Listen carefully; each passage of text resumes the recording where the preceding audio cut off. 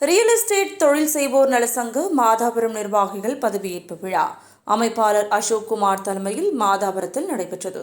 சிறப்பு அழைப்பாளர்களாக நலவாரிய தலைவர் பொன்குமார், மாநில செயலாளர் SM குமார் ஆகியோர் கலந்து கொண்டு சிறப்புரையாற்றினர். இந்நிகழ்ச்சியில் மாநில துணைத் தலைவர் ரஜினிராஜ், இணை செயலாளர் AJ நாகராஜ், மாநில அமைப்பு செயலாளர் அன்னலட்சுமி, சென்னை மண்டல தலைவர் வில்லியம்ஸ் ஆகியோர் கலந்து கொண்டனர்.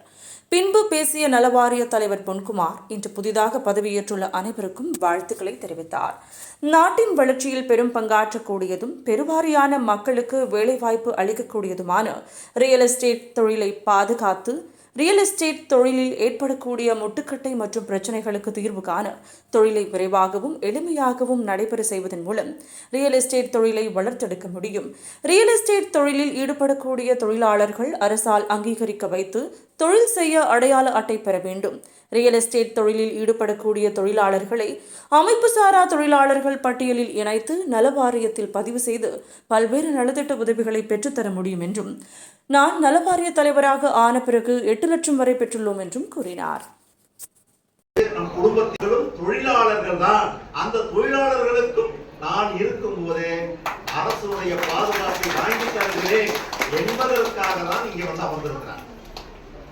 தலைவராக இருக்கிற தருமா அவர்கள். எல்லோருக்கும் வணக்கம்.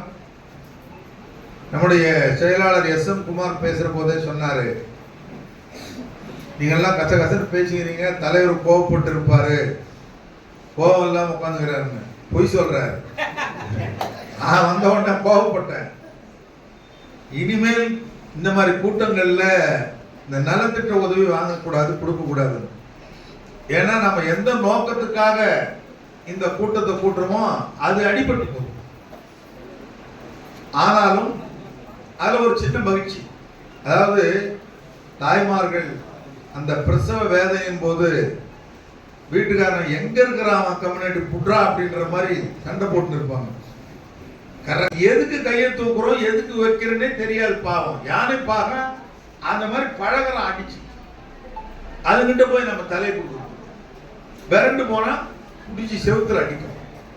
இப்போ அவ்வளவு சக்தி வாய்ந்த ஒரு யானையை யானை பாகன் உட்காருன்னா உட்கார வைக்கிறான், எழுந்துருன்னா எழுந்திருக்குது, நடனா நடக்குது, பிச்சை எடுக்குன்னா பிச்சை எடுக்குது, பழத்தை என்கிட்ட கொடுனா கொடுக்குது, பழத்தை நீ சாப்பிடுனா சாப்பிடுது. எப்படி முடிஞ்சுது? யானைக்கு அவ்வளவு பலம் இருந்தாலும் இந்த யானையை எப்படி அடக்க முடியும் என்கிற 6வது அறிவு மனிதனுக்கு மட்டும்தான் இருக்கு.